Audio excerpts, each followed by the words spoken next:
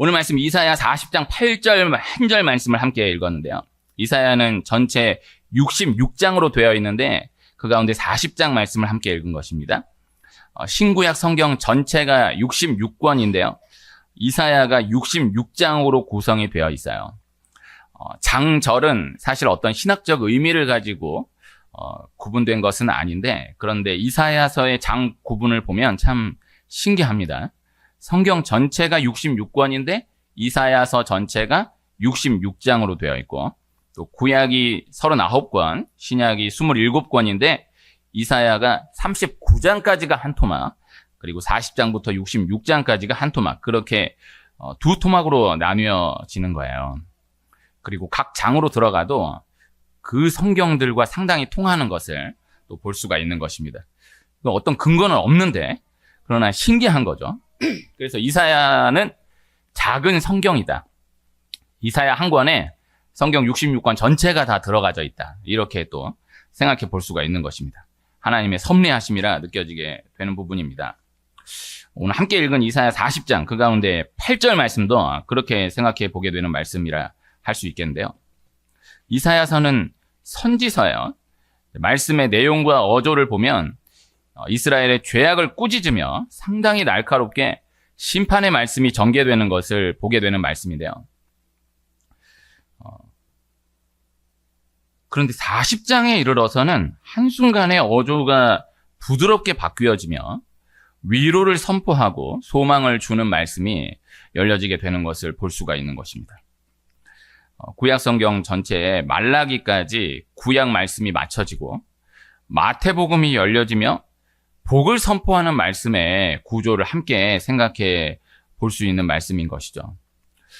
이사야서는 남유다가 아직 한창 멸망 전의 역사를 이어가고 있는 중에 선포된 말씀이에요.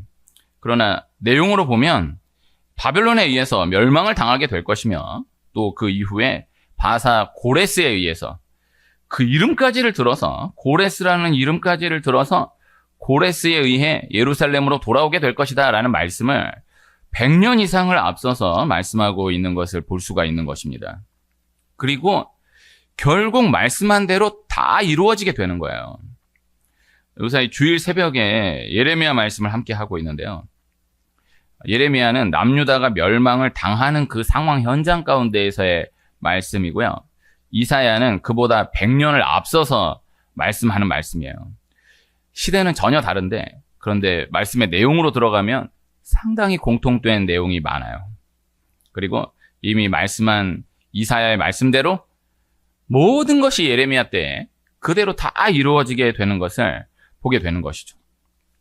그 가운데 오늘 함께 읽은 8절 한 절 말씀, 제가 다시 한번 읽으면, 풀은 마르고 꽃은 시드나 우리 하나님의 말씀은 영원히 서리라 하라. 두 가지로 나눈 대로 눈으로 보기에는 상황이 전혀 그렇게 전개되어 갈 것 같아 보이지 않지만은 결국에는 영원히 변함없는 하나님의 말씀대로, 이사야를 통해서 선포된 하나님의 말씀대로 그대로 다 진행되게 될 것이고 그대로 다 이루어지게 될 것이다 라는 것이고요. 그리고 유다가 바벨론에 의해 멸망을 당하게 되는 이유는 풀과 같은 헛된 것들을 의지하였기 때문이다 라는 것을 또 함께 말씀하고 있는 말씀이라 하겠어요. 그래서 풀은 마르고 꽃은 시드나 영원한 하나님의 말씀을 의지해야 한다라는 것. 우리가 의지하고 있는 그것, 풀과 같다라는 것. 또 의지하고 있는 그것, 꽃과 같다라는 것. 다 대단해 보이지만 다 마르고 시들게 되는 것과 같다. 영원한 하나님의 말씀만을 의지해야 한다라는 것을 말씀하는 것이고, 그리고 역사를 놓고 보았을 때 유다는 결국 바벨론에 의해서 멸망을 당하게 되지만 역시 하나님이 이미 이사야를 통해 말씀한 고레스에 의하여서 예루살렘으로 돌아오게 되는데, 그것은 바벨론에 의해 멸망을 당한 뒤 다시 말씀을 붙들었기 때문이다라는 것을 또 말씀하고 있는 것입니다. 하나님의 말씀은 하나님의 말씀대로 이루어진다라는 거예요. 다른 것이 아닌 하나님의 말씀을 붙들어야 한다라는 것을 이 한 절, 짧은 한 절에 담아 말씀하고 있다라는 것이죠. 하나님의 말씀은 변함이 없다라는 것, 그리고 이 모든 것을 다시 묶어서 변함없는 말씀으로 선포된 하나님의 사랑은 변함이 없다라는 것입니다. 말씀이 처음 주어진 그때로부터 이사야 말씀이 선포된 이때까지 하나님의 말씀 변함이 없어요. 하나님의 말씀 첫 번째는 이제 창세기 1장 1절부터 쭉 기록되어 있지만 말씀을 처음 받아서 말씀이 우리에게 안겨진 그때로 놓고 보면은 출애굽기에 모세가 하나님께 말씀을 받은 그 순간을 놓고 생각해 볼 수가 있겠어요? 그때로부터 이사야 말씀이 선포되는 이때까지 말씀은 변함이 없는 거예요. 또 말씀이 처음 주어진 그때로부터 지금 이때를 살아가는 우리에게까지 말씀은 변함이 없는 거예요. 말씀 변함이 없는데 그러나 이스라엘이 변하는 거예요. 이스라엘이 계속해서 왔다 갔다 하는 거예요. 마찬가지로 말씀 변함이 없어요. 그러나 우리가 변하는 거예요. 우리가 계속 왔다 갔다 하는 거예요. 말씀은 변함이 없는데 이스라엘은 변하여서 왔다 갔다 하면서 말씀이 변해주기를 바라게 되는 모습을 또 보게 돼요. 예레미야 말씀에 보면 이스라엘 백성들이 예레미야에게 기도해달라고 요청해요. 그리고 기도해 주시고 주신 말씀대로 어떠한 말씀이든지 그대로 순종하겠다라고 이야기해요. 예레미야가 그 말씀을 듣고 이스라엘 백성들의 그 이야기를 듣고 하나님께 기도해요. 그리고 하나님의 말씀을 그대로 전해요. 예루살렘을 떠나지 말라라는 거예요. 그러나 이스라엘 백성들은 이미 예레미야에게 기도해달라고 기도해 주시고 주신 말씀대로 순종하겠다라고 얘기한 그때 이미 애굽으로 갈 것을 작정해 두고 그걸 계획하고 다 나름대로 뒤에서 진행을 하고 있었던 거예요. 그런데 왜 예레미야에게 기도해달라고 부탁하고 예레미야를 통해서 주신 말씀을 그대로 순종하겠다라고 이야기했느냐? 예레미야가 자기들이 원하는 그 방향대로 말씀을 전해줄 것이다라고 기대했기 때문에. 그래서 계속해서 이야기하는 거, 그거 좀 아닌 것 같다고. 다시 좀 기도해 보시라고. 다시 얘기해 달라고. 예레미야는 말씀 변하지 않아요. 예루살렘을 떠나지 말라고. 하나님이 함께 하신다고. 이스라엘 백성들은 애굽으로 가야 된다고. 지금은 애굽으로 가야 할 때라고. 라는 말씀이 나오게 하기 위해서 이렇게 저렇게 꼼수를 쓰고 다시 묻고 또 다시 묻고 또 다시 요청하는데 그러나 말씀은 변하지가 않는 거예요. 이런 경우가 많은 것입니다. 이스라엘은 말씀은 변함이 없는데 이스라엘이 변해서 왔다 갔다 하면서 말씀이 변해주기를 바라게 되는 거예요. 우리의 상황 가운데서도 역시 말씀은 지금도 변함이 없는데 그러나 우리가 변하여서 왔다 갔다 하면서 말씀이 자꾸 변해주기를 바라게 되고 또 한 걸음 더 나아가면 자꾸 이렇게 저렇게 말씀을 바꾸려고 하게 된다라는 것이죠. 그러나 말씀은 변함이 없다라는 것, 하나님의 사랑은 변함이 없다라는 것. 무사히 새벽에 잠언 말씀을 함께 또 나누고 있는데 잠언 말씀에 훈계, 징계, 질책, 견책에 대한 말씀들이 계속해서 등장하는 것을 볼 수 있습니다. 말씀 받아들이는 거예요. 그대로 받아들이는 거예요. 그런데 우리가 하나님의 뜻을 떠나면 계속해서 말씀이 걸리는 거죠. 이 말씀도 별로고, 이 말씀도 별로고, 이 말씀도 좀 맞지 않고, 이 말씀도 좀 맞지 않고. 그렇게 빼고 하다 보면은 남는 게 없어요. 새벽에 나눴었는데, 순복음이라는 그 단어가 full gospel을 우리말로 번역해가지고 순복음이라고 하는 것인데, 좀 아쉬움이 있습니다. 순복음은 순수복음. 정말 순전한 복음으로서, 물론 그 의미인데, 이제 순결한 복음으로서의 순복음이 아니라 full gospel. 그러니까 당시 자유주의 신학 사조들이 막 일어났던 그때에 성경 말씀에 이것도 믿을 수 없는 말씀이고 이것도 믿을 수 없는 말씀이고 요새 주일 저녁에 홍해를 건넌 말씀을 함께 하는데 홍해 건넜다? 무슨 바다가 갈라지냐? 말도 안 된다. 이 말씀 빼버리고 예수님이 물로 포도주를 만드셨다? 어떻게 물이 포도주가 되냐? 이 말씀도 빼버리고 죽은 자를 살리셨다? 말도 안 된다. 이것도 빼버리고 하다 보니까 남는 게 없어. 그 순복음 이 신학사조는 그러면 안 된다. full gospel이다. 모든 것이 다 복음이다.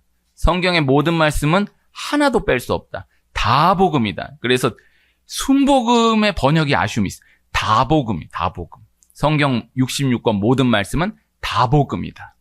이 뜻이에요. 그래서 견책, 질책, 훈계, 징계라는 차원의 말씀에서도 이거는 거슬리니까 빼고, 이거는 이 시대하고 맞지 않으니까 또 빼고 해서 남는 거 붙들고 가겠다라고 하면 안 되고, 이건 좀 맞지 않는 것 같지만 그래도 하나님의 말씀. 이건 나하고 좀 부딪히긴 하지만 그래도 하나님의 말씀. 그대로 다 붙들고 나아가는 것이 하나님의 뜻이다. 우리가 말씀을 그렇게 바라보며 나아갈 수 있어야 한다라는 것입니다. 말씀은 변함이 없어요. 이스라엘이 영적으로 바로 선 그때에는요, 말씀이 그저 즐거운 거예요.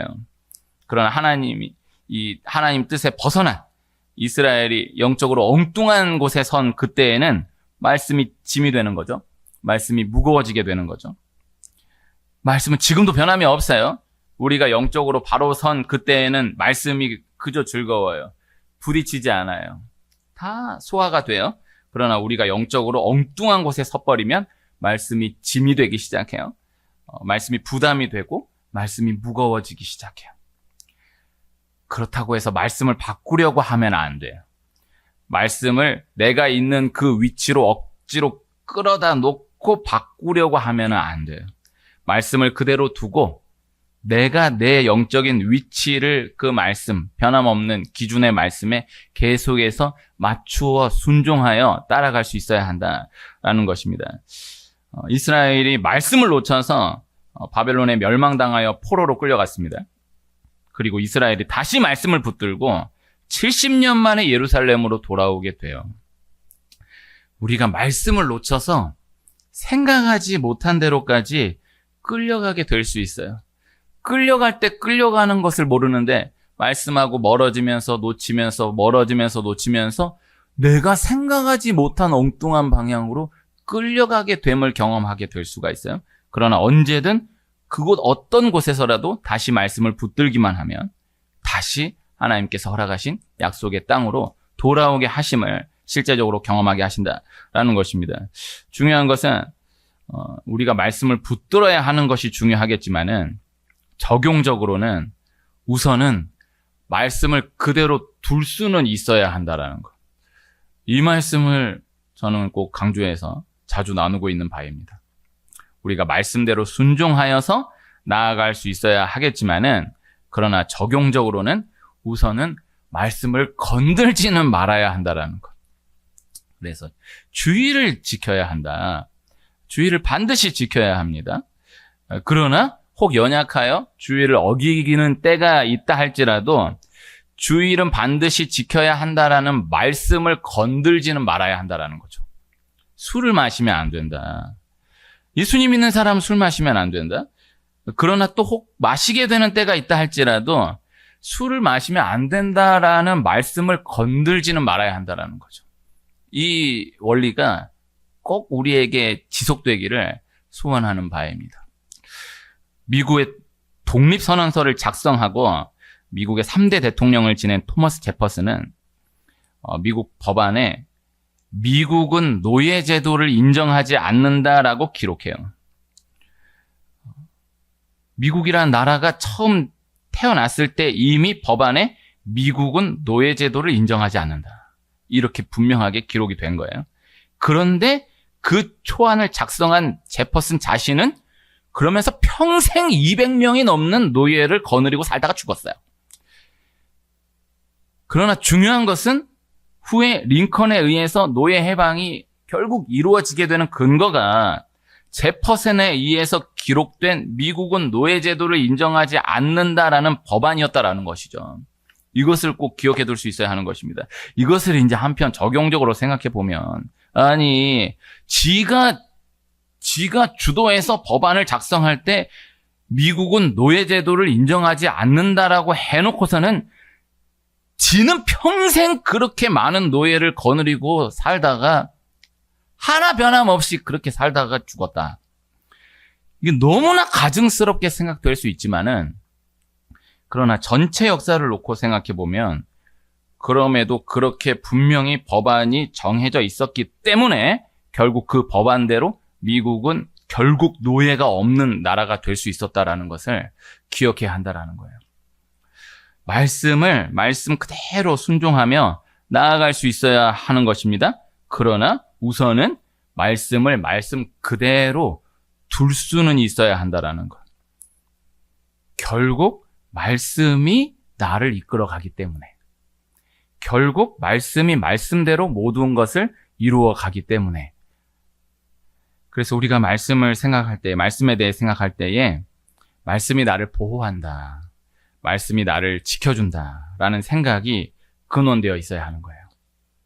그래서 말씀대로 순종하며 나아가기를 소원하지만 말씀은 나를 보호하기 위한 것이다, 나를 지켜주기 위한 것이다, 나를 살리기 위한 것이다 라는 것을 둘 수는 있어야 한다는 거죠. 오늘 이 말씀이 엉뚱하게 적용되지 않기를 축복하지만 반드시 이 원리가 꼭 받아들여지는 은혜가 있기를 소원해요. 그래서 말씀대로 순종하며 나아가야 돼요. 그러나 말씀은 나를 지켜주는 거야. 말씀은 나를 살리는 거야. 말씀은 건들면 안 돼. 내가 혹 지키지 못하다 할지라도 말씀을 바꾸려고 하면 안 돼. 이것을 그냥 두고, 그리고 결국 혹 믿어지지 않는다 할지라도 한켠에 간직해 두면 결국 나는 그렇게 못하겠는데, 나는 그렇게 못 살겠는데, 나는 그렇게 할 수 없어. 그러나 결국 말씀을 두기만 하면 말씀이 말씀대로 진행해 가게 하신다. 말씀이 말씀 스스로 우리 현장 가운데 일하는 것을 보게 하신다라는 것입니다. 그래서 내가 어긋나서 내가 엉뚱한 길로 나아가게 되어서 내가 지금 당장으로서는 비뚤어진 이 상황을 고치고 싶지 않아서, 그러니까 내가 생각해도 지금 내가 잘못된 길로 가고 있어. 그러나 나는 지금 이걸 바꿀 마음이 전혀 없어. 근데 말씀이 딱 들려지면 거슬려. 안 그래도 내가 아는데 딱 말씀 갖다 대면은 기분이 안 좋아요. 그러나 날 좀 가만히 내버려뒀으면 하는 그런 상황이 있다 할지라도 말씀은 나를 옥죄기 위한, 나를 괴롭히기 위한, 나를 귀찮게 하기 위한 것이 아닌 나를 보호하기 위한, 나를 지켜주기 위한, 나를 살리기 위한 것이다 라는 것을 꼭 한켠에 머리로나마 기억해 둘 수 있어야 한다라는 것입니다. 살인하지 말라라는 말씀은 나로 하여금 누군가를 살인하지 못하도록 하기 위하여서 주신 말씀이 아니라 누군가로 하여금 나를 살인하지 못하도록 하기 위하여서 주신 말씀인 것이고요. 도둑질하지 말라라는 말씀은 나로 하여금 누군가의 것을 도둑질하지 못하도록 하기 위함에 있는 것이 아니라 누군가로 하여금 나의 것을 도둑질하지 못하게 하기 위함에 초점이 있다라는 것을 기억해야 한다는 것이죠. 모든 말씀, 구약의 613개의 모든 말씀들이 다 이 원리예요. 그래서 나를 이렇게 귀찮게 하려고, 나를 이렇게 못 살게 굴려고, 나 이거 못하게 하려고 주신 말씀이 아니라 모든 말씀이 다 나를 지켜주기 위함이다, 나를 보호하기 위함이다, 나를 위한 것이다, 나를 살리기 위한 것이다 라는 것을 꼭 기억해 둘 수 있어야 한다는 것입니다. 말씀이 귀한 것은 말씀이 스스로 일한다라는 것. 태초에 말씀이 계시니라. 이 말씀은 예수님인 거예요. 말씀이 육신이 되어 이 말씀은 예수님인 거예요. 말씀은 예수님이에요. 그래서 성경의 모든 말씀들 다 역시 예수님으로 바꾸어서 읽으면 말씀이 다 그대로 오해 없이 받아들여지게 돼요. 잠언의 모든 지혜, 명철, 훈계, 모든 말씀들 다 예수님이에요. 지혜를 찬양하는, 명철을 찬양하는 모든 말씀 다 예수님을 찬양하는 말씀이에요. 말씀으로 표현된 모든 것들, 말씀을 뜻하는 모든 것들 다 예수님을 말씀하는 것이에요. 예수님이 스스로 일하세요. 그래서 말씀은 어떻게든 읽혀지고 들려지고 심겨지기만 하면 스스로 일하는 능력이 있다는 것. 그래서 말씀을 어떻게든 대하기만 하면, 우리 교회 이름이 주님의 옷자락 교회이지 않습니까? 말씀과 부딪히기만 하면, 닿기만 하면 말씀이 스스로 일한다. 내가 말씀대로 지켜야지, 말씀대로 순종해, 너무 기탁하지만 말씀이 들어오기만 하면 말씀은 말씀 스스로가 일해가는 능력이 있다는 것을 늘 기억해야 한다는 것입니다. 그래서 말씀을 내 인간적인 힘으로 말씀을 도구로서 사용하려고 하면 안 돼. 마귀도 예수님을 공격할 때 말씀을 가지고 공격하죠. 이단도 공격할 때 말씀을 가지고 공격합니다. 이단하고 말씀 놓고 이야기하려고 하는 그보다 어리석은 것이 없어요. 절대 못 이겨요. 네. 말씀을 다 도구로 해. 그렇게 생각하면 또 그 말이 맞는 것 같아. 말씀은 그렇게 내 인간적인 힘으로 도구로서 사용하려 하면 안 되는 것이에요. 말씀을 가지고 내가 어떻게 해보려고 하면 안 되는 것이에요. 말씀은 말씀 자체가 그대로 일하는 것이다라는 것을 기억해야 한다라는 것입니다. 사람이 절대 사람의 힘으로 사람을 바꿀 수가 없습니다. 사람이 절대 사람의 힘으로 자기 자신도 바꿀 수가 없습니다. 말씀이 일한다라는 거예요. 그래서 결국 말씀이 심겨지고 말씀이 자라나서 말씀이 자라게 하고 말씀이 바꾸어가고 말씀이 다듬어 간다라는 것입니다. 그래서 여호와를 경외하는 것을 통해서 악에서 떠나게 된다라는 말씀을 함께 하였고요. 여호와를 기쁘시게 하는 것을 통하여서 원수와 같은 관계까지도 화목하게 하심을 경험하게 된다라는 말씀을 함께 했어요. 그래서 자꾸 악에서 떠나려는 데에 화목하려고 하는 데에 초점을 맞출 것이 아니라 하나님을 경외하는 데에 하나님을 기쁘시게 하는 데 말씀을 받아들이는 데 말씀을 먹는 데 말씀과의 부딪힘에 계속해서 초점을 맞추어 나아가는 거예요. 오늘도 말씀 하나 또 오늘도 말씀 하나. 그래서 말씀이 현장 가운데 말씀 스스로 일하심을 경험해 가게 되는 것이다. 그래서 교회는 다녀간 그것으로 됐다. 항상 이것을 단순한 원리를 기억하며 나아가는 우리가 될 수 있기를 소원합니다. 그래서 말씀이 들려져. 하나님이 창조하신 거예요. 그래서 귀는 안 듣고 싶어도 안 들을 수가 없어요. 눈은 안 보려고 하면 안 볼 수 있어요. 입은 말 안 하려고 하면 다물 수 있어요. 귀는 다 들려야 다 들 수가 없어요. 말씀 들려지게 돼 있어요. 그 교회는 다녀간 그것으로 찬양 한 소절만 듣고 가도 그것이 스스로 이래요. 기도 한마디, 아멘 한마디만 들려지고 들어가도 그것이 스스로 이래요. 사람이 영적인 존재예요. 나는 전혀 육으로 완전히 덮여져서 아무런 생각이 없다 할지라도 내 안에 속사람이 이것을 받아들여요. 그래서 말씀을 받아들이는 거예요. 그 말씀 스스로 일하는 것을 경험하게 되는 거예요. 한 소절 하나라도 들어가면 살아요. 그래서 이 스스로 일함을 반드시 경험하게 된다라는 것입니다. 여호수아가 가나안 땅에 들어가서 여리고성을 시작으로 하여서 15년 동안의 모든 전쟁과 땅 분배를 다 성공적으로 마칠 수 있었던 이유는 40년 동안 말씀이 그에게 외워 들려졌기 때문인 거예요. 광야의 유일한 전쟁, 아말렉과의 전쟁에서 모세가 손을 들면 이스라엘이 이기고 모세가 손을 내리면 아말렉이 이겼다. 그래서 아론과 훌이 모세의 손을 각각 붙들어서 모세의 손이 내려오지 않도록 하여서 결국 이스라엘이 아말렉에게 승리했다라는 이 단순한 말씀을 책에 기록해서 여호수아의 귀에 외워 들리도록 한 거예요. 이스라엘의 40년 광야 생활은 하나님 말씀에 불순종한 그것으로 인한 대가이다라는 것도 절대 틀리지 않지만 미래적 관점에서 놓고 보았을 때는요. 이스라엘의 광야 40년의 의미는 여호수아 한 사람이 모세가 손을 들면 이스라엘이 이기고 모세가 손을 내리면 아말렉이 이겼다라는 단순한 한 말씀을 책에 기록해서 귀에 외워 들리도록 했던 38년, 40년의 시간이었다. 그 의미였다라는 것을 기억해 둘 수 있어야 하는 것입니다. 그래서 이 단순한 말씀이 광야 여정 내내 여호수아 한 사람에게 계속해서 외워 들려졌다라는 것이 중요한 거예요. 그러니까 모세가 손을 올리면 이스라엘이 이기고 손을 내리면 아말렉이 이겼다. 이 자체도 중요한데 오늘은 이 말씀을 나누려고 하는 것은 아니니까. 그래도 넘어가기가 아까우니까 기도의 손이 늘 들려져 있는 우리가 되길 소원해요. 모세의 손이 올라갔을 때 이스라엘이 이기고 손이 내려왔을 때 아말렉이 이겼어요. 근데 더 중요한 건 뭐냐? 이 한 말씀을 책에 기록해서 계속해서 외워 들렸다고요. 그래서 잠언 말씀을 함께 하는데 잠언 말씀을 쭉 계속해서 되뇌이다 보면 익숙해지거든요. 꼭 하나 이야기할 수 있다라고 한다면요.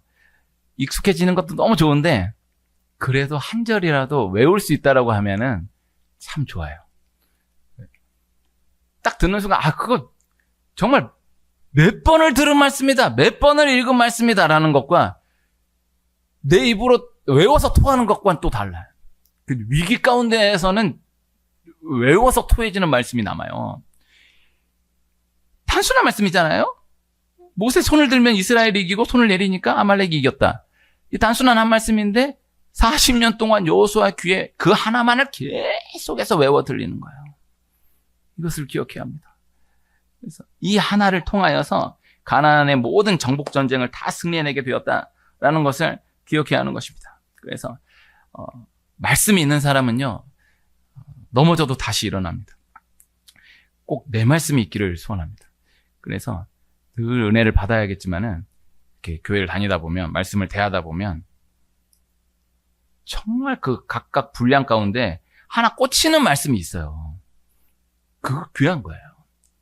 딱 그 한 소절 딱 꽂히는 말씀이 있거든요. 그게 귀한 거예요. 이거 꼭 기억해야 돼요. 제가 장안동에 있을 때 그가 채찍에 맞음으로 우리는 나음을 받았도다. 이 말씀을, 이사야 53장 말씀을 제가 함께 하고 있는 동안에는 그분이 그 한 절만을 새벽 기도 내내 그 한 절만 외우는 거예요. 그가 채찍에 맞음으로 우리는 나음을 받았도다. 근데 이분이 내가 이미 만났을 때 중환자실 가서 살 수가 없다고 한 분인데, 중요한 건 지금도 살아계세요. 얼마 전에 문자가 왔어. 여름이 되니까 목사님이 생각난다. 감사합니다. 그때 그 한 절, 그가 채찍에 맞음으로 우리는 나음을 받았도다. 이제 죽게 됐다라는 그 상황 가운데 다른 거 싹 다 치우고 그 하나만을 계속해서 묵상하면서 지금까지 살고 있는 거예요. 10년 넘었어요. 네. 하나 예고, 우리 각각 상황 분량 가운데 나 꽂히는 내 말씀, 이거는 나도 꽂히는 말씀을 만나게 돼. 이 마음도 귀하긴 귀한데 신앙생활 하다 보면 하나님이 이렇게 쭉 들어와 주시는 말씀이 있어요. 이걸 내 말씀을 받아들이는 거예요. 그 말씀이 있는 사람은 아무리 흔들리고 무너져도 결국 다시 일어나요. 떠나지 않아요. 오늘 말씀, 단순한 말씀. 말씀이 나를 지킨다. 말씀이 스스로 일한다. 말씀만 붙들면 말씀이 모든 것을 진행해 나간다. 그 말씀이신 하나님이 나를 사랑하신다. 하나님의 사랑은 변하지 않는다라는 것입니다. 그래서 말씀을 기준하여 전진해 나가는 우리가 될 수 있기를 소원하는 것입니다. 비행기 보면 조종수가 2명 있다고 합니다. 근데 이제 좀 경력이 있는 조종수와 경력이 짧은 조종수가 보통 한 팀을 이루어서 간다고 하는데, 정말 위급 상황이 생겼을 때에 오히려 경력이 짧은 조종수가 더 역할을 하게 되는 경우가 많대요. 그 이유라 함은 이 조종수로서의 이 경력이 쌓여갈수록 이게 느낌이 있다라는 거예요. 비행기를 오래 타다 보니까. 근데 아무리 경험을 해도 그 느낌하고 실제하고는 이게 다르다네요. 그래서 계기판은 분명히 이거를 이렇게 가리키고 있는데 내 느낌은 이게 아닌 거야. 근데 위기가 딱 생기면 사람이 본능적으로 자기 느낌대로 나아가게 되기가 쉽대요. 그래서 경력이 적은 조종수가 오히려 그때 역할을 감당한대. 분명히 느낌은 이 느낌인데 계기판은 이렇게 가리키고 있는 거예요. 그럼 계기판대로 가야 돼. 근데 그게 어마어마한 위기 가운데 그게 쉽지 않대요. 우리 이렇게 나아가야 돼. 막 어마어마한 위기 가운데 100% 지금 이렇게 되겠다, 이렇게 가게 생겼다 해도 말씀을 딱 보면은 말씀은 분명히 이렇게 말씀하고 있어요. 그럼 그거 믿고 가야 돼. 자꾸 내 느낌을 믿고 나아가려면, 내 분위기 상황을 파악하려고 하면 안 되고 딱 변하지 않는 말씀을 붙들고 나아가야 돼. 저는 장갑차를 조종했거든요. 장갑차가 그때 당시 K200 장갑차가 시속 70km가 이제 최고 시속인데, 이제 훈련 나가면 70km로 달려요. 몸을 이렇게 내놓고 이제 옆에 팬이 막 돌아가면서 이제 70km로 달려가는 거거든요. 근데 저는 이제 오토바이를 많이 안 타봐가지고 모르겠지만은, 그때 당시 장갑차를 딱 조종하면서 70km로 쭉 달리다 보면 70km로 달린다라는 생각이 안 들고, 그렇게까지 달려본 적은 없지만 내 느낌에 140km, 150km로 달려가는 것 같아. 와! 이러면서 이렇게 가면은 막 승천하는 것 같아. 막 와! 이렇게 가면은 그렇게 가는 것 같거든요. 근데 거기에서 휙 하면 이제 안 되는 거예요. 계속 그 RPM을 바라보면서 RPM 1500을 맞추는 거예요. 그 RPM 1500을 맞추고 이 시속 70km다. 이 기준을 놓고 이렇게 달려가는 거지. 지금 이 느낌, 분위기 막 이렇게 보면은 무너지는 거예요. 흔들리는 거예요. 다 항상 우리 어떤 상황 가운데에서도 말씀을 기준에, 그래서 돌아가는 상황을 보려고 하지 말고 분위기를 보려고 하지 말고 어떤 말들이 어떻게 들리냐에 자꾸 왔다 갔다 좌지우지하려 하지 말고 말씀을 딱 붙들고 말씀만 그대로 붙들고 나아가면 말씀 스스로가 진행해 가시는 것을 반드시 경험하게 된다라는 것입니다. 오늘 말씀이 사실 제가 제헌절을 앞두고 준비했던 말씀인데, 그러나 또 급히 나누었으면 하는 말씀이 있어서 또 수정하고, 또 더 급히 나누었으면 하는 말씀이 있어서 또 미루어졌다가 이번에는 이 말씀은 준비한 말씀을 나누지 못하겠구나라고 했다가 너무 늦어졌지만은 그래도 조금이나마 함께 했으면 하는 마음에 오늘 나누게 되었습니다. 한글날이 지난 2013년에 22년 만에 다시 공휴일로 지정이 되고, 제헌절은 올해 18년 만에 다시 공휴일로 지정이 됐어요. 한글날과 제헌절이 함께 공휴일로 다시 지켜지게 된 거는 35년 만이에요. 올해가 참 역사적인 날입니다. 너무너무나 감사한 일이다라는 생각을 한다라는 말씀을 나누고 싶었어요. 한글날에 기록된 말씀을 다시 생각하고 제헌절에 법도와 율례로서의 말씀을 다시 생각하며 다시 공휴일로 지정된 것을 이미 열흘이 지나버렸지만은 늦었지만 함께 기뻐하며 나누었으면 하는 말씀으로 함께 하였습니다. 하나님의 말씀이 우리 한 분 한 분을 지키십니다. 하나님의 사랑은 변하지 않습니다. 단순한 말씀이 현장 가운데 다시금 기억되는 은혜가 있기를 축복합니다.